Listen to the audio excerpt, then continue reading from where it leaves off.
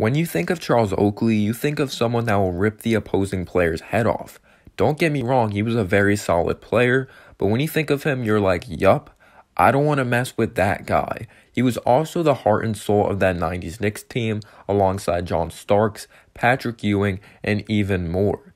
But notice how I didn't put that in past tense when I said you don't want to mess with that guy, because he had no hesitation when it came to getting into a fight with the Knicks security in retirement from the NBA or even the Big Three League. But who wouldn't want to get in a fight with anyone that works for James Dolan? He has been a horrible owner for a long time. I wish that made Dolan sell the team being a Knicks fan.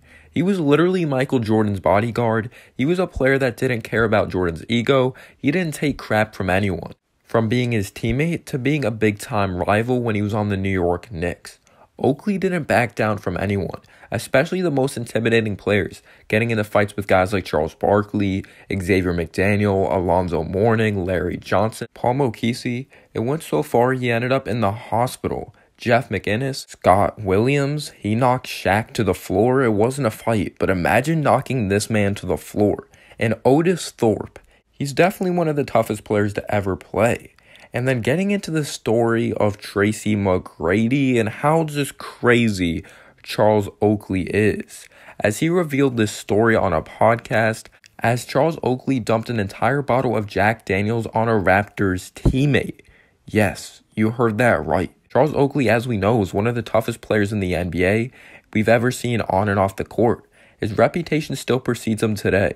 Who was involved in the Big Three League from back in the day, and Tracy McGrady just added another one.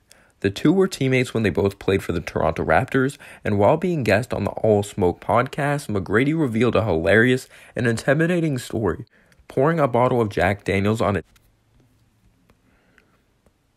I ain't gonna say my man's name. I don't want to put him out there like that. We're flying from Toronto to Sacramento. Bro, this is a long flight, right? These boys got the big bottles of Jack Daniels. The whole plane ride, they're drinking like crazy.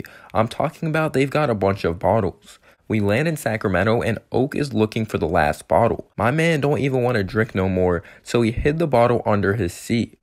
Oak walking up and down the bus on the way to the hotel. Hey man, where's the bottle at? Of course, I didn't get to say the one word because then this video would probably not be on YouTube.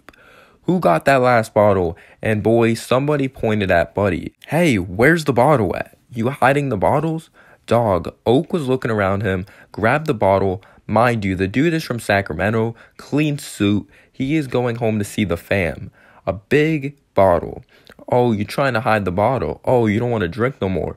Alright, you're gonna wear this, and drenched it on him. The whole bottle, bro. Buddy's sitting there so mad, like ready to get up. Nah, chill, dog. Take that. We're telling him. You've got to eat, dog. No doubt it would have ended up worse if he tried to fight Charles Oakley, because if you're trying to fight Charles Oakley, it's over for you right away. That's why we was like, hey, you got to take that player. You've got to take it. Don't do it, man. I'm 19 years old, bro. I'm like, hey, man, I ain't messing with this dude, bro. But I love that cat to death, though, because he's a ride or die for you. And now getting into the last story, and that involves some gambling. What is with the name Charles Oakley, basketball, and gambling? Charles Oakley's passion for gambling was on the level of Michael Jordan, but while Oakley was a big fan of casino games, he really got his kicks from friendly wagers with his teammates. In 2000, he decided to shoot some dice with Tyrone Hill in a hotel room before a playoff game. The wager between the two stood at a reported $54,000, which Oakley won. Despite winning such a large sum from his teammate, Oakley was far from pleased with how his debt was repaid to him. Oakley argued that Hill took too long to pay the debt. Hill took exception to this doubling of the debt and refused to cough up the extra money. Tensions boiled over ahead of a preseason game, with Oakley peppering Hill with balls before squaring up to him and slapping him. That may have gone some way to venting Oakley's frustrations. It didn't help his bank balance as he was later fined $10,000 by the NBA. It's also unclear as to whether or not Hill eventually agreed to pay the double debt of $108,000 or kept to the original figure of $54,000. Charles Oakley is probably one of the realest out here. When I hear him in interviews, he seems like such a real guy. He doesn't seem like this fake tough guy. That's pretty much what the players were back in the 90s. They were straight up. If they were going to fight, they didn't run away. And Charles Oakley, he literally talked about in an interview about how you should fight in an NBA fight. And this man literally treated Scottie Pippen as a rookie like a rag doll. It was just a normal, him slapping players around.